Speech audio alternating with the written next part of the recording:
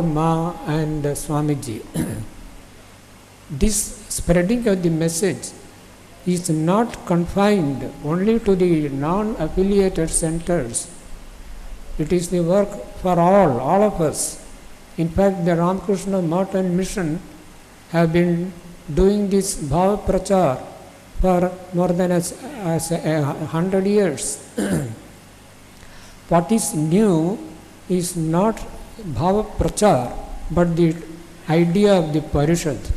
As several speakers pointed out yesterday, the idea of Parishads came as a sequel to the second convention, the Ramakrishna mission second convention held in Belur in 1980. It was the authorities of Belur then decided that there should be a coordinating and supervising organization or an institution to bring together the non-affiliated centers closer to the mainstream. The Bhava Prachar Parishads and the Parishad branch centers, they are all doing wonderful work. They are also, like Ramakrishna mission, doing lot of different types of social service. But Swamiji has made an important point. He is stated in different contexts the importance of spreading spiritual ideas also along with the different types of social service. Swamiji speaks of three kinds of dana: Annadana, secular Vidyadana, Jnanadana. So along with Annadana, material necessities, and secular knowledge which we are doing in the Parishads and the branch centers of our Ramakrishna Matan and Parishad branch centers, along with that should also give spiritual knowledge also we should distribute. We should also spread the message of Thakur Ma and Swamiji. In one of his letters to Sudhir Maharaj, that Swami Shuddhananda ji, the letter was written in English. Swamiji wrote to Swami Shuddhananda ji, Akhandananda is working wonderfully at Mahula, but the system is not good. It seems they are frittering away their energies in one little village, and that too only doling out rice. I do not hear any preaching has been done along with this helping. All the wealth of the world cannot help one little Indian village if the poor are not taught to help themselves. Our work should be mainly educational, both moral and intellectual. I have not learnt anything about it, only so many beggars are fed. This is the Swamiji gave so much importance to spreading spiritual knowledge, and this is the basic message of Thakur Ma and Swamiji. This message, to put in one word, you may say it is practical Vedanta. That is what all the Thakur Ma, Swamiji, they all taught this.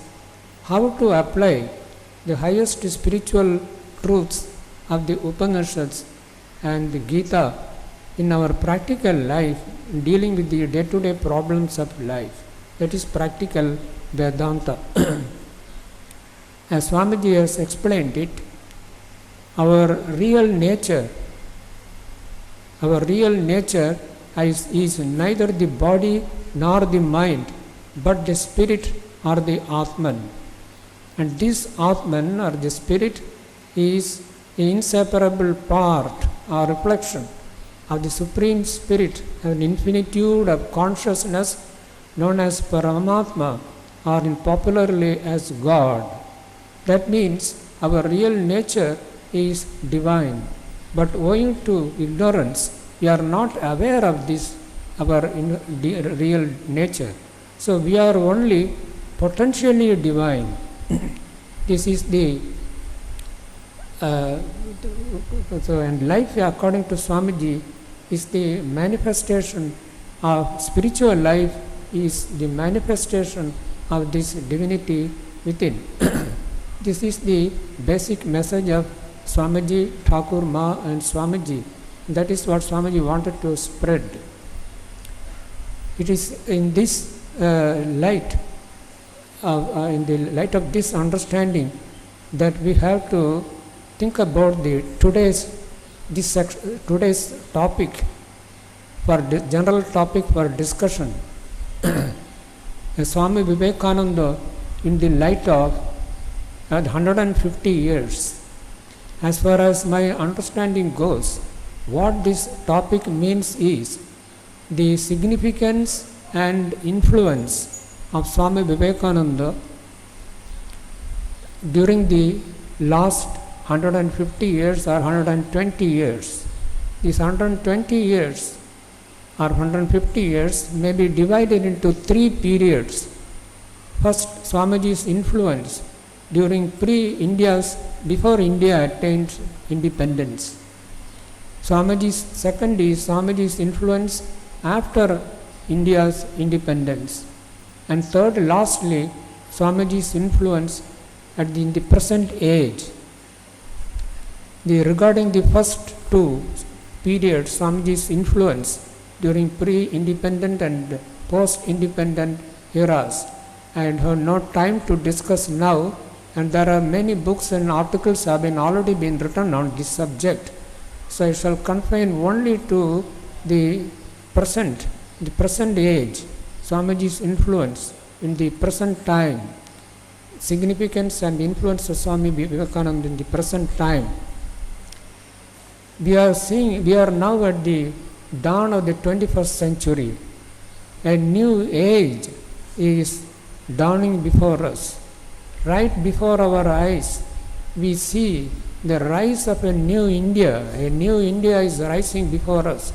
Some 20 years ago, India was considered one of the poorest countries in the world. Within 20 years, great change has happened, and now India is poised to become the third economic superpower in another 20 or 30 years. What has made this possible? The knowledge revolution. If you study history, you will find there are three revolutions. One is the agricultural revolution, which brought into existence the agricultural society. That lasted more than 10,000 years. Then came the industrial revolution. Industrial revolution brought into existence the industrial society. Then came the knowledge revolution. It began in the last decade of the 20th century. That is bringing into existence the knowledge society.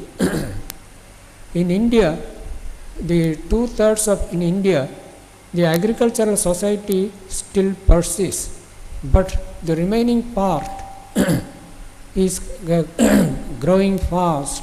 We missed the industrial revolution, but we made use of the electronic revolution, and through this mastering, the Indians have mastered the software knowledge, and through that, and along with that, the globalization of economy.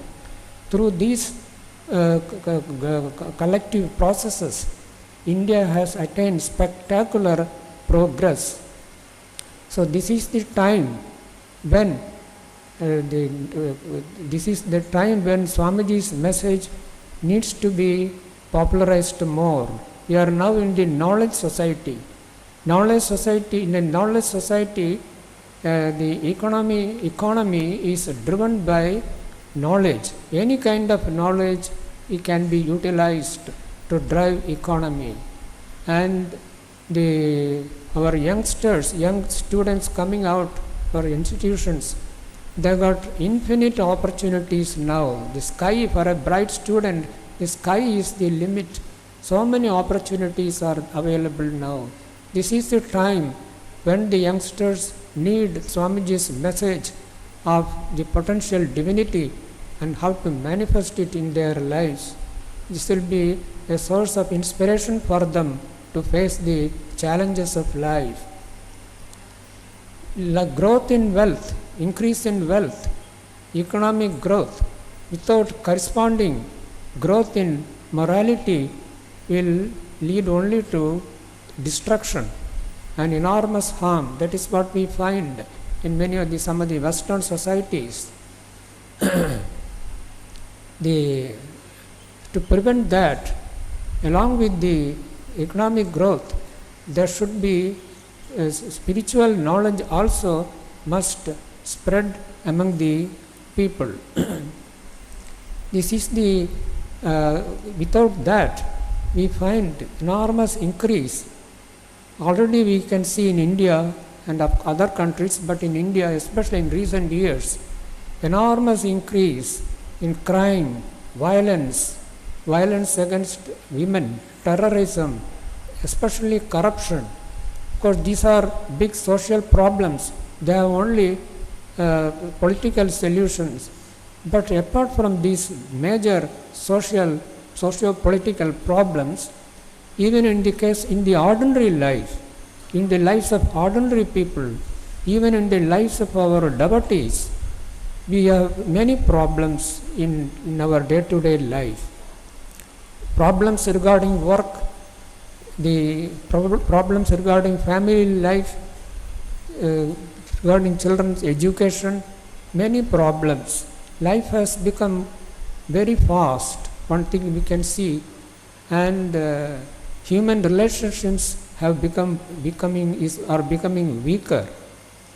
Parents live in one place, children live in another place, and the human relationships they lost their original idea of permanence and eternality. So how to deal with these problems? Especially life has become most stressful. So how to deal with these problems in the light of Swami Vivekananda, the message of Sri Thakur Ma and Swamiji, that I believe should be one of the topics of discussion in the panel discussion that is going to take place soon after this. I will just conclude with two statements. One is that this organization or this movement was started by the avatar of the age. It is after Buddha that such a vast new spiritual movement, a universal spiritual movement, which is meant not only for Indians but for all the people of the world without any distinction. It is centered on morality and revival, renaissance, spiritual renaissance. This kind of spiritual movement, it is first time that is taking place after Buddha. And this, as Swamiji said, this will go on. It is not it's a temporary phenomenon. Now there are several spiritual organizations have come up in recent years. This movement is not like that. It is built to last centuries. The second point is this organization is guided and governed by the mother power, the universal mother power. Sri Thakur has said about everything is done by the divine mother. Swamiji said Sri Ramakrishna has awakened through his fervent prayers, has awakened the Brahma Kundalini. So that mother power is guiding, and it is the mother power that is holding the whole movement, the whole organizations, all the members of the organizations. And that mother power, I am sure, is guiding this movement forward to remain attuned to this mother power is what we all have to do. Jai Ma. Namaskar. Dhanyavad.